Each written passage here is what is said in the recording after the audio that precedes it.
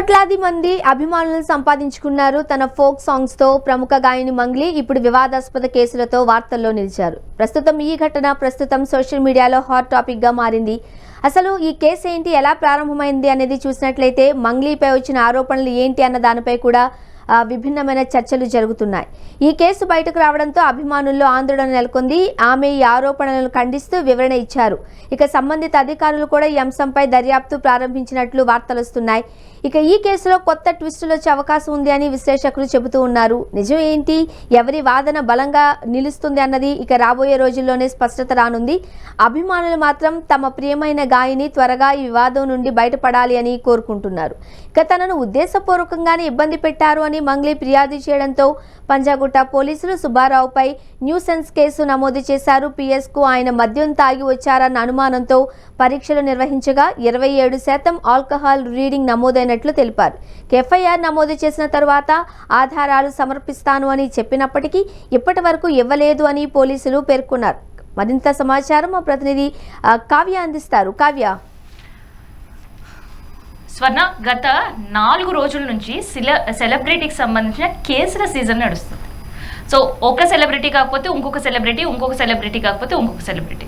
అయితే మంగ్లీ కేసుకి తెర ఏప్రిల్ 10న పడింది. సో ఈ సుబ్బారావు ఎవరైతే ఇవాళ పంజాగుట్ట పిఎస్లో బ్రీత్ అనాలిసిస్ టెస్ట్ చేసినప్పుడు 27 పాయింట్స్ ఆల్కహాల్ నమోదైంది. సో ఇక్కడ ట్విస్ట్ ఏంటి అని అంటే, ఫస్ట్ సుబ్బారావు మంగ్లీ పైన కేసు పెట్టాడు.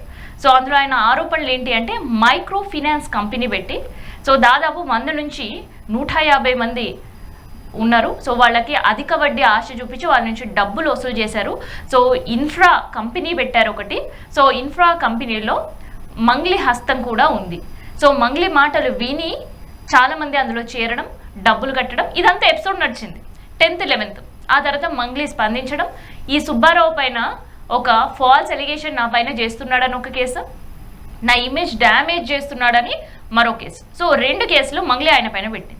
సో సీన్ కట్ చేస్తే ఆ కేసుకు సంబంధించిన వివరణ అండ్ సుబ్బారావు ఏదైతే కేసు పెట్టాడో సో దానికి సంబంధించిన ఎవిడెన్స్ ఇవాళ ఇవ్వడానికి పంజాగుట్ట పిఎస్కి వచ్చారు. అయితే ఆల్రెడీ మంగ్లీ నిన్న మాట్లాడింది కాబట్టి సో ఆయనతో పాటు వస్తూ వస్తూ బాధితులను కూడా పట్టుకొని వచ్చాడు. సో అక్కడి వరకు బాగానే ఉంది. కానీ ఒక న్యాయవాది ఒక కేసు డీల్ చేసేటప్పుడు, ఒక పోలీస్ స్టేషన్లో అడుగు పెట్టేటప్పుడు వ్యవహరించాల్సిన తీరు పూర్తిగా మర్చిపోయిన అని చెప్పడానికి ఆ బ్రీత్ అనాలిసిస్ టెస్ట్ రిపోర్టే ఒక ఎగ్జాంపుల్గా చెప్పొచ్చు. ఎందుకంటే ఇంత సివియారిటీ ఉండే కేసు, ఇంత సీరియస్ కేసు, 2 రోజుల నుంచి మంగ్లీ పైన విపరీతమైన ట్రోల్స్. మంగ్లీ 100 కోట్లు మోసం చేసిందని కాదు, 150 కోట్లు మోసం చేసిందని, పలానా చోట్ల మోసం చేసిందని. సో ఇందులో నిజం ఎంత, అబద్ధం ఎంత అంటే ఎవిడెన్స్ పోలీసులకు చేరే వరకు మాత్రమే సైలెంట్గా ఉండడం, లేదంటే సిన్సియర్గా ఉండాల్సిన అడ్వకేట్ తాగి పోలీస్ స్టేషన్కి రావడం. సో ఆయన దగ్గర స్మెల్ రావడంతో బ్రీత్ అనాలిసిస్ టెస్ట్ చేసినప్పుడు 27 పాయింట్స్ అనేది వచ్చింది. సో ఆయన పోలీసులు లోపలికి అలౌ చేయలేరు. అండ్ దాంతోపాటు ఆయన బయటే ప్రెస్ మీట్ పెట్టాడు. సో బయట ఆయన ప్రెస్ మీట్ పెడుతూ ఆయన చేస్తున్న మళ్ళీ ఇంకొక స్ట్రాంగ్ కౌంటర్ ఏంటి మంగ్లీ కంటే, మంగ్లీ నన్ను చంపుతా అని బెదిరించే విషయం వాస్తవమే. పంజాగుట్లో ఏదైతే ఇప్పుడు మంగ్లీ తరఫున న్యాయవాది ఉన్నారో సో అడ్వకేట్, ఆయనకు సంబంధించిన మాకు ఒక మీటింగ్ అరేంజ్ చేశారు. సో బాధితులకి భరోసా ఇస్తామని చెప్పింది మంగ్లీ, తర్వాత మాట మార్చింది.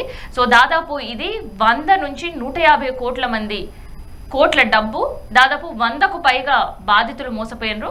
నా దగ్గరకు వచ్చిన వాళ్ళు ఫస్ట్ 70 మంది అన్నారు, తర్వాత 50 మంది అన్నారు, ఇప్పుడు దాదాపు 50 లోపు బాధితులు నా దగ్గర ఉన్నారు. సో కొంతమంది నేను పట్టుకొని వచ్చినా చూడండి అంటూ అక్కడ మీడియా ముందు వాళ్ళని పిలిపించి మాట్లాడించిన సిచ్యువేషన్. సో నిజంగా మంగ్లీ మాట్లాడిన తర్వాత ఆమె కన్నీళ్లు పెట్టుకున్న తర్వాత తన పైన ఇది ఒక ఫేక్ అలిగేషన్ అని అనుకున్నారు. సో నిజంగానే ఈ సుబ్బారావు అనే ఎవరైతే వ్యక్తి ఉన్నారో మంగ్లీ కూడా తీవ్రమైన ఆరోపణలు ఈయన పైన చేసింది. ఈ సుబ్బారావు అనే వ్యక్తి నన్ను బ్లాక్మెయిల్ చేసిండు, నన్ను డబ్బులు అడిగిండు 10 కోట్ల రూపాయలు, అది నేను ఇవ్వకపోతే కనీసం 10 లక్షలు ఇవ్వమన్నాడు. సో అది కూడా నేను ఇవ్వకపోతే నా పైన కేసు దుష్ప్రచారం చేయడం మొదలు పెట్టిండ్రు అనేది మంగ్లీ ఎలిగేషన్. సుబ్బారావు ఎలిగేషన్ ఇందాక మనం మాట్లాడుకున్నది. సో ఈ 2 ఎలిగేషన్లో ఎవరి నిజం, అసలు మంగ్లీకి సుబ్బారావుకు ఉండే పరిచయం ఏంది, ఎందుకు వాళ్ళు మీటింగ్ పెట్టుకోవాల్సిన పరిస్థితి వచ్చింది, మధ్యలో ఈ కనిపిస్తున్న బాధితులు ఎవరు, నిజంగానే ఈ ఇష్యూలో మంగ్లీకి సంబంధం ఉందా. సో ఈ దిశగా పోలీసులు ఇన్వెస్టిగేషన్ చెయ్యాలి అని ఒక ఫ్రేమ్ వర్క్ చేసుకున్నారు. కానీ అంతలోనే న్యాయవాది అక్కడ అడ్వకేట్ రావడం, సో అడ్వకేట్కి బ్రీత్ అనాలిసిస్, తర్వాత ఈ ఆల్కహాల్ పర్సంటేజ్ రావడంతో ఇది ఒక పెద్ద ట్విస్ట్ గానే మారింది కేసులో. సో మంగ్లీ కేసు రోజుకు ఒక ట్విస్ట్ చూపిస్తుందని అయితే చెప్పొచ్చు. సో ఇవాళ ఆ ఎవిడెన్స్ని ఏది కూడా పోలీసులు కలెక్ట్ చేసుకోలేదు. సో సుబ్బారావు అనే అడ్వకేట్ మళ్ళీ పంజాగుట్ట పిఎస్కి రావాల్సి ఉంటుంది. సో అప్పుడు ఆ ఎవిడెన్స్ ఆయన ఇచ్చే ఎవిడెన్స్ పైన పోలీసులు ఏం చెప్తారనేది చూడాలి Swarna. Yes sir, thank you Kavya. ఇది సుబ్బారావు వర్సెస్ మంగ్లీ అంటూ వ్యవహారం నడుస్తున్న నేపథ్యంలో ఇంతకీ సుబ్బారావు చెబుతుంది కరెక్టా, లేకపోతే మంగ్లీ కన్నీటి పర్యంతమై ఏదైతే వివరణ ఇచ్చింది అనేది కరెక్టా అనేది తెలియాలంటే మాత్రం పోలీసులు ఇంకొంచెం దాని మీద ఇన్వెస్టిగేషన్ చేస్తున్నారు. ఇంకొన్ని రోజులు వెయిట్ చేయాల్సింది.